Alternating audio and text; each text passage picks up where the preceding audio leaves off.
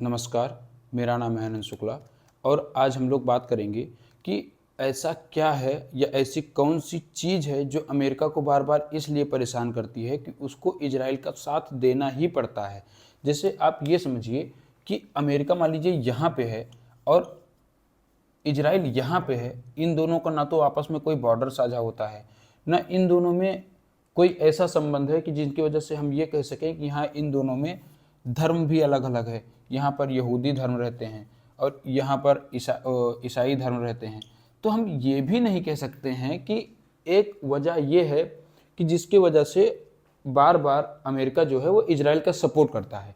तो हमको ये ज़्यादा समझने की बात है, या हम ये ज़्यादा कैसे समझ सकते हैं, या कौन सी ऐसी बातें हैं जो बार बार देखते हैं कि अमेरिका को इजराइल में कुछ भी होता है तो बार बार वो आता है। अब इसके लिए हमको बहुत चीज़ें समझनी पड़ेंगी, तो हम लोग थोड़ी थोड़ी बातें समझने की कोशिश करते हैं।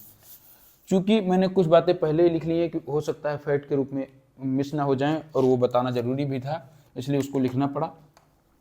हम लोग बात करते हैं सबसे पहले यूएसए और इजराइल के रिलेशन पर। ऐसा क्या है इन दोनों देश में, ऐसी क्या खास बात है कि जो बार बार ये दोनों एक साथ ही आकर लड़ाई करते हैं, या कोई भी बात होती है तो ये दोनों एक साथ ही आते हैं।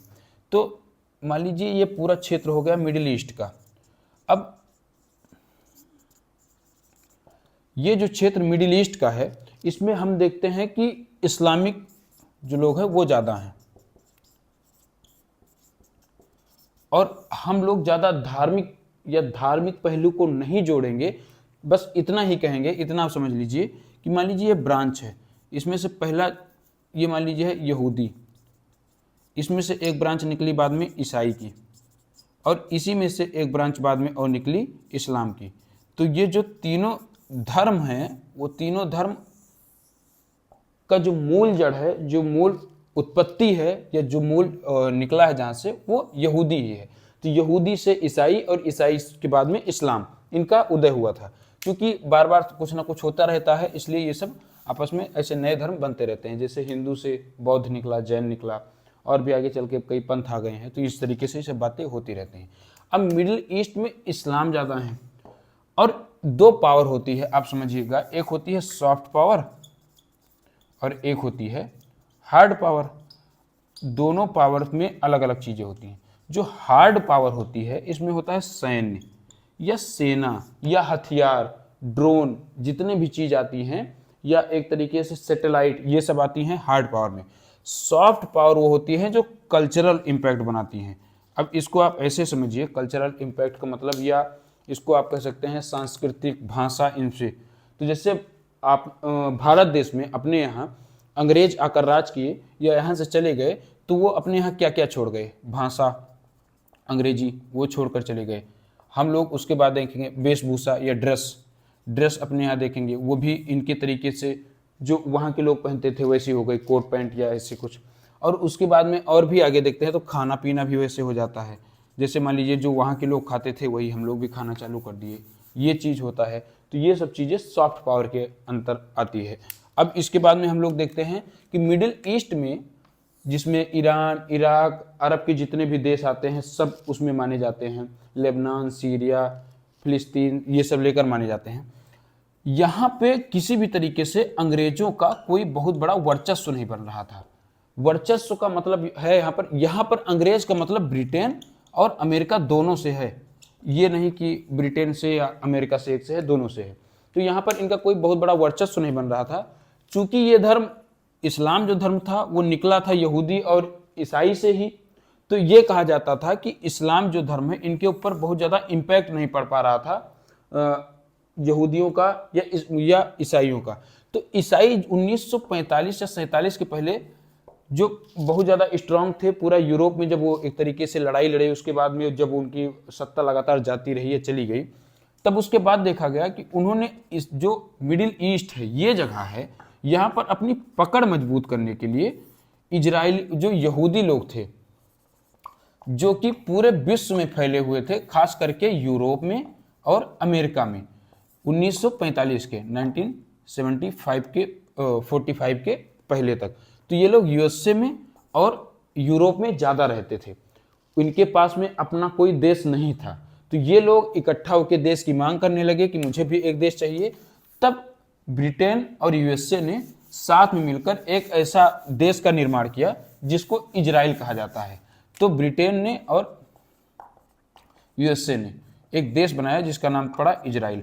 अब इजराइल देश को एक जगह देनी थी, तो वो जगह दिया गया आके फिलिस्तीन और गाजा के पास में। चूंकि इनका ऐतिहासिक पहलू भी रहा है यहाँ पर इजराइल वालों का या यहूदियों का, ये माना जाता है कि यहूदी की जो मेन उत्पत्ति हुई है यही जगह से हुई है। इनका पवित्र यरूशलेम या जेरूशलेम जो है वो एक जगह भी है जिसको इस्लामिक भी पवित्र मानते हैं और यहूदी भी पवित्र मानते हैं। तो ये एक बात ये हो गई। अब हम थोड़ा सा इस पर चर्चा करते हैं कि ऐसा क्या हुआ फिर कि इनको इजराइल को वहीं लाके बसाया गया।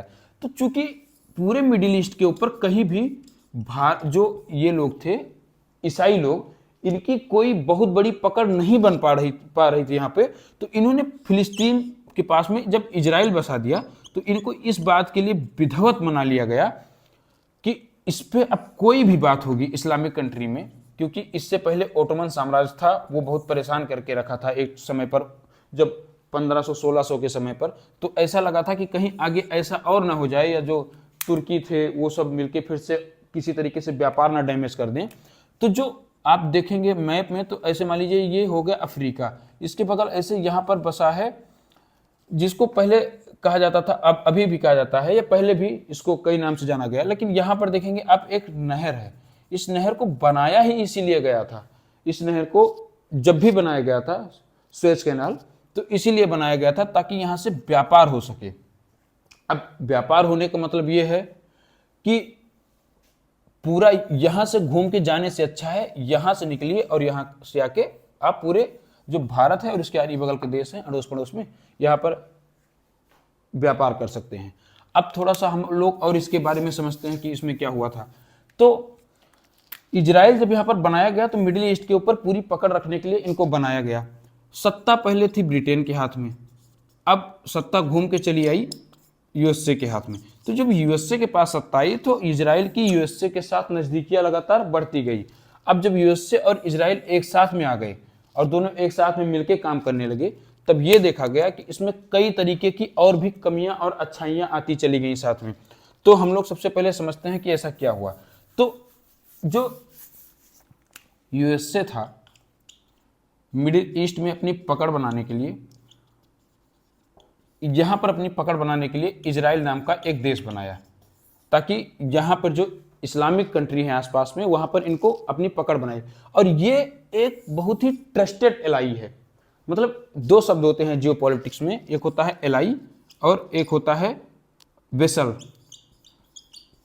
इसको आप कह सकते हैं कि जैसे मान लीजिए भारत है, तो भारत अगर किसी के पक्ष में थोड़ा सा झुका हुआ है, किसी को मान लीजिए ये कहा जाता है कि हाँ अगर युद्ध होगा या ऐसी कोई बात होगी तो भारत वहां पे जाएगा या उनकी मदद करेगा, तो ये होता है एलाई।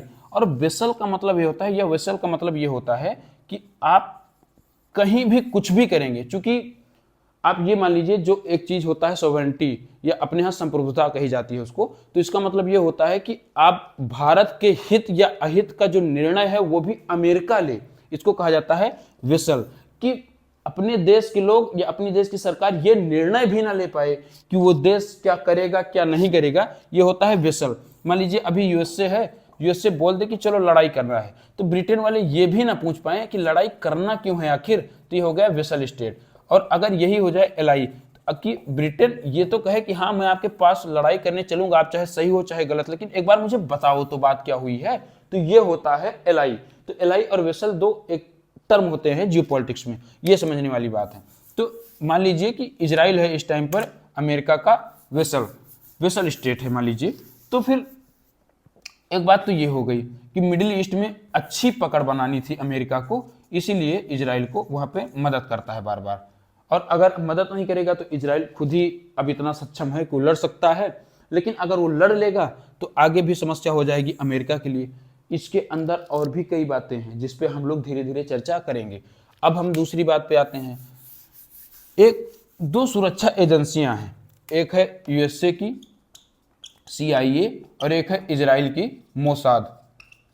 इन दोनों का नाम पूरे विश्व में टॉप एजेंसी में माना जाता है कि ये जो काम करती हैं इंटेलिजेंस का काम हो, कोई ऑपरेशन प्लान करना हो, किसी दूसरे देश में जाकर किसी को उठाना, किसी को मारना, या किसी दूसरे देश में सरकार बनाना, गिरवाना, ये जो काम होता है ये दोनों मिलके आपस में करती हैं।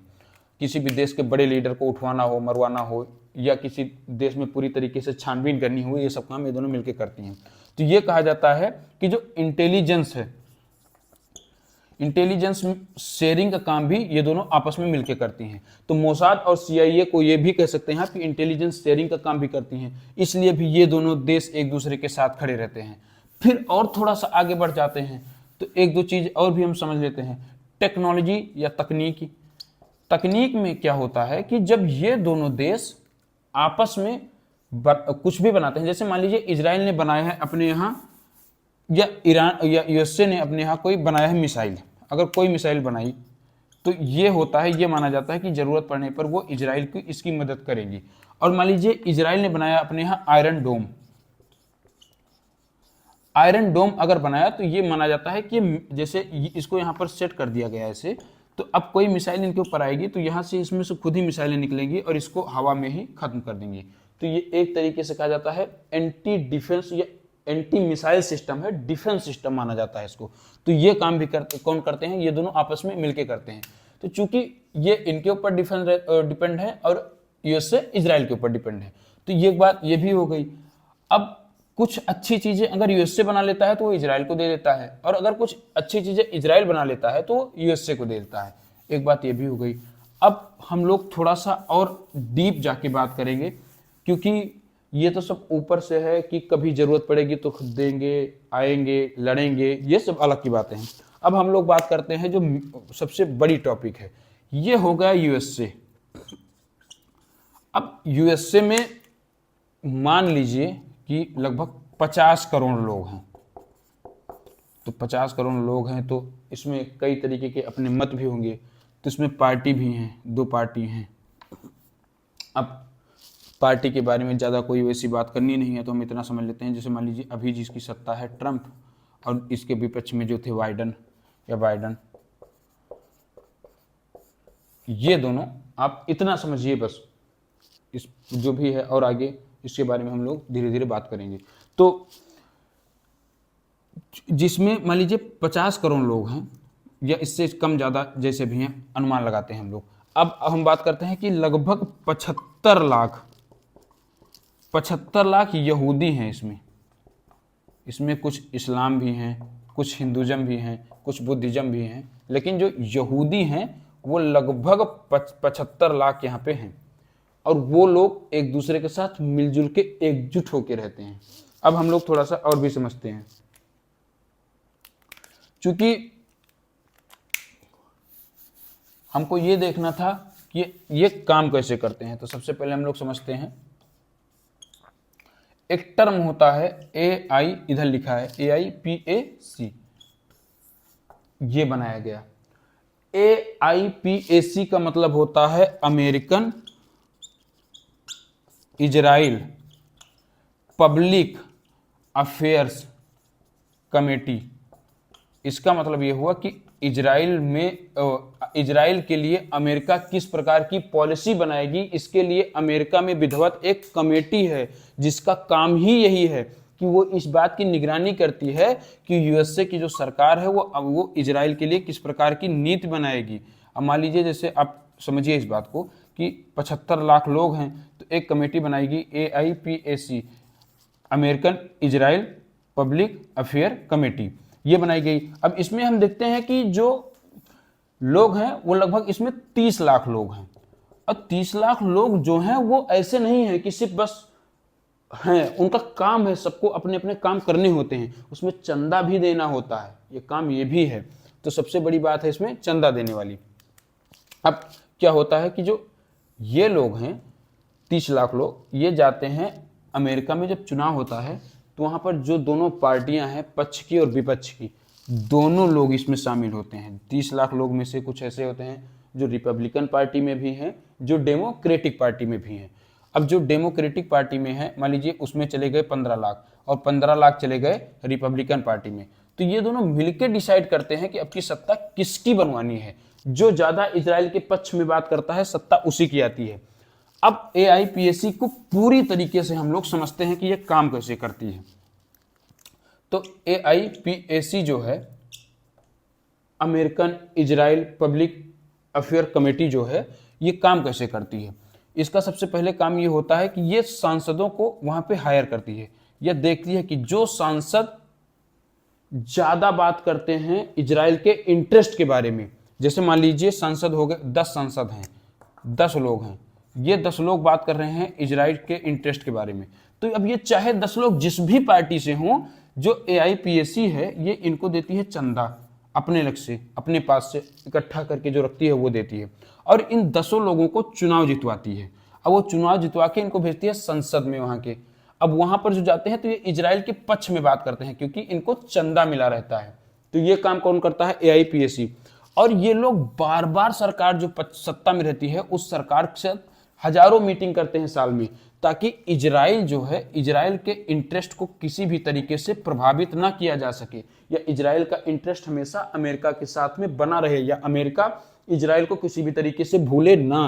तो ये जो काम है वो एआईपीएसी का है। ये बड़ा काम माना जाता है किसी भी देश में, और ये कहा जाता है ये चुनाव नहीं लड़ती है।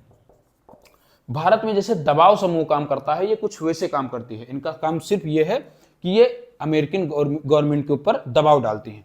अब हम लोग थोड़ा सा और समझते हैं कि और क्या क्या कारण है इसमें। और भी चीजें शामिल है कि ये बनी थी 1951 में, इनको बनाने के पीछे का कारण दूसरा था, लेकिन ये बाद में दूसरे तरीके से काम करने लगी। लेकिन अब हम लोग एक चीज और देखते हैं, अमेरिका जो है, अमेरिका को माना जाता है कि ये एक तरीके से उत्पादक या एक तरीके से मैन्युफैक्चरर जो कहा जाता है,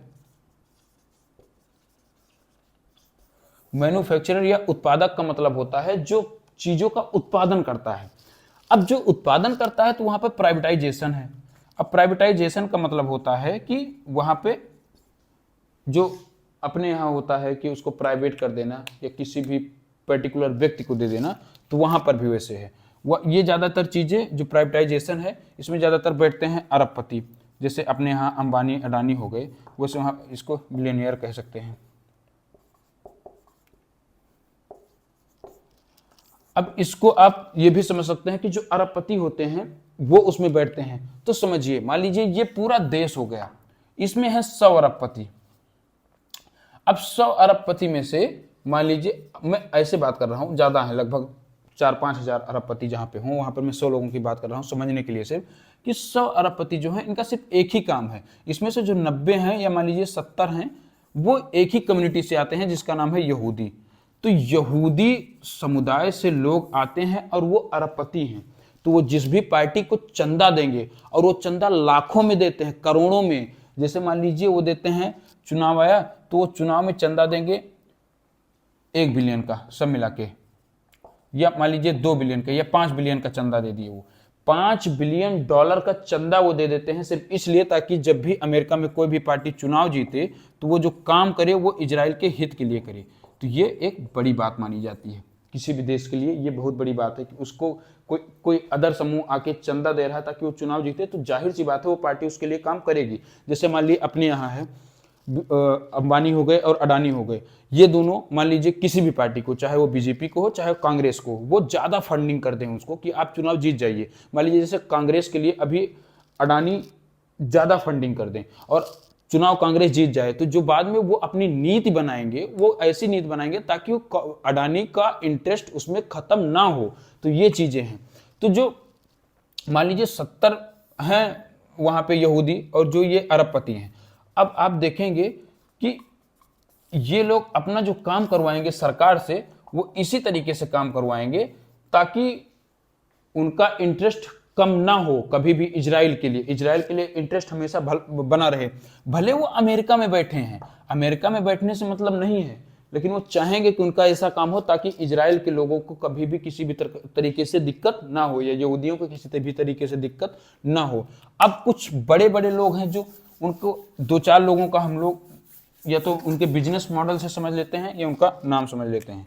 तो सबसे पहले सभी जानते हैं फेसबुक या मेटा, जुकरबर्ग, ये हो गए। एक रिपोर्ट पब्लिश करता है गोल्डमैन सच, ये रिपोर्ट पब्लिश करता है कि कौन सा देश कितना ग्रोथ कर रहा है, कितना आगे बढ़ेगा, कैसे बढ़ेगा। एक बहुत बड़ी अमेरिकन कंपनी है जो इन्वेस्टमेंट में बड़ी माहिर है या उसमें काम करती है, ब्लैक स्टोन, उसके जो सीईओ हैं ये यहूदी हैं। गोल्डमैन सच के जो सीईओ हैं ये यहूदी हैं। मेटा के जो सीईओ हैं या मेटा के जो फाउंडर हैं ये यहूदी हैं। गूगल के जो फाउंडर हैं वो यहूदी हैं। आप देखिए, ऐसे देखते चलिएगा। और डेल हो गया, डेल जो लैपटॉप आता है या जो कंप्यूटर क्षेत्र में काम करते हैं, इनके जो सीईओ हैं वो अमेरिकन हो गए।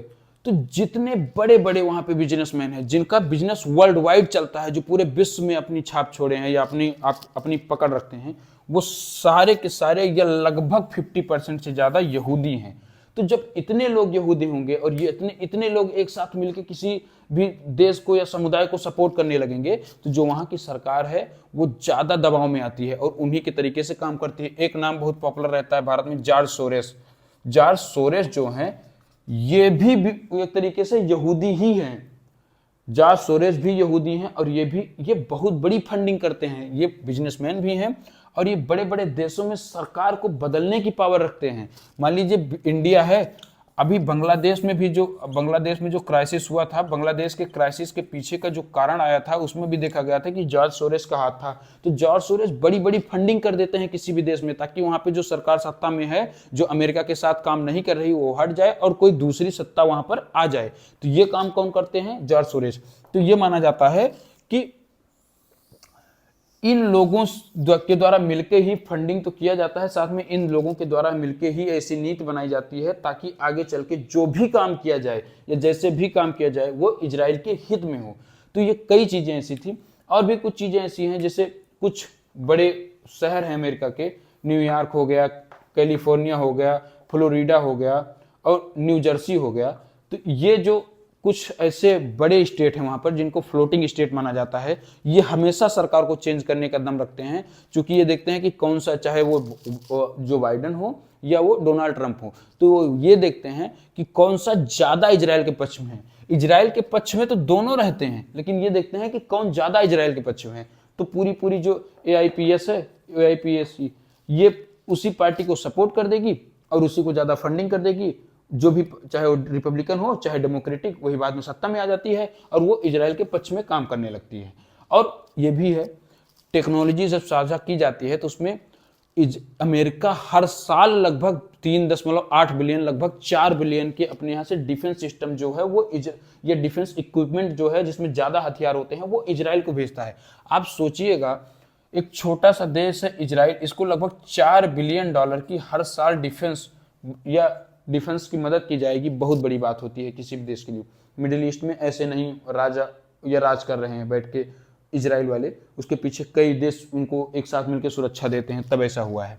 और भी देखते हैं कि कुछ बातें, जो जैसे मान लीजिए F-35 है, तो F-35 भी माना जाता है कि अमेरिका का सबसे एडवांस वर्जन फाइटर जेट है। तो माना जाता है कि जैसे एक तरीके से कहा जाता है फाइटर जेट ऐसे उड़ते हैं, लेकिन F-35 की खास बात यह है कि वो अगर ऐसे रहेगा तो वर्टिकल और हॉरिजेंटल जो होता है, तो उनको ये माना जाता है कि ऐसे लैंड करना और आने जाने का नहीं अगर सिस्टम है तो वो सीधा ऐसे नीचे बैठ सकता है। ये उनके पास खास बात होती है F-35 के पास। तो ये बड़ी बात है। और भी ऐसे कई बातें हैं जिनकी वजह से इजराइल और अमेरिका एक साथ हमेशा बने रहते हैं। इसको वीडियो को लंबा करने से अच्छा है इसमें थोड़ी थोड़ी जो बातें हैं उसको बाद में और भी जोड़ता रहूंगा और बताता रहूंगा, क्योंकि ये पूरा टॉपिक ही ऐसा है जिसको बार बार पढ़ना पड़ेगा या बार बार इसके बारे में बात करनी पड़ेगी, क्योंकि ये लगातार न्यूज में बना रहेगा और ये बना रहता है। जब से इजराइल बना है 1945 या 47 से लेकर आज तक, कोई दशक ऐसा नहीं गया जब इन दोनों देशों में ऐसी कोई बात ना हुई हो कि ये न्यूज में ना रहे हों। तो ऐसी जब भी कोई बातें होती रहेंगी तो मैं आप लोगों को बताता रहूंगा। एक बात थोड़ा सा और समझने वाली है कि AIPAC जो है ये माना जाता है कि अमेरिका के लिए अब एक तरीके से अभिशाप हो गया है। AIPAC full form American Israel public affair committee. तो ये क्या करता है, इनका काम तो वही है ये काम करते हैं कि इजराइल का इंटरेस्ट बना रहे अमेरिका में, इसलिए सरकार के साथ बार्गेनिंग करते हैं और उनको चंदा देते हैं और उनको जिताते रहते हैं। AIPAC का यही काम है। इनका एक कमी, इनके सामने से अब अमेरिका में एक कमी भी देखी जाती है, क्योंकि फॉरेन पॉलिसी जो होती है, जो अमेरिका की फॉरेन पॉलिसी मानी जाती है कि वो पूरी तरीके से फ्री फॉरेन पॉलिसी है, जिसमें किसी के ऊपर कोई, वो अपने हिसाब से बनाते हैं, पूरे विश्व को, पूरा वर्ल्ड ऑर्डर अपने तरीके से सेट करते हैं। लेकिन ये देखा गया है कि जो अमेरिका की फॉरेन पॉलिसी है उसको AIPAC प्रभावित करता है। AIPAC प्रभावित करने का मतलब यह है कि वो पूरा ध्यान रखता है कि अमेरिका कुछ ऐसा काम ना करने पाए जिसकी वजह से इजराइल का इंटरेस्ट किसी भी तरीके से हर्ट हो जाए। तो ये कहा जाता है कि AIPAC जो है वो हमेशा से अमेरिका के ऊपर ये दबाव बना के रखेगा और रखता है कि अमेरिका किसी भी तरीके से इजराइल को हर्ट ना कर पाए। तो ये अमेरिका की फॉरेन पॉलिसी के लिए एक बहुत बड़ी चुनौती का विषय भी है, इसको ये समझने वाली बात है। तो ऐसी जो भी बातें होती रहेंगी इसके बारे में मैं आगे भी थोड़ी थोड़ी बातें जैसे भी पता चलेंगी या जो भी कोई नई घटनाएं होंगी साथ में लेकर आता रहूंगा। तब तक के लिए धन्यवाद।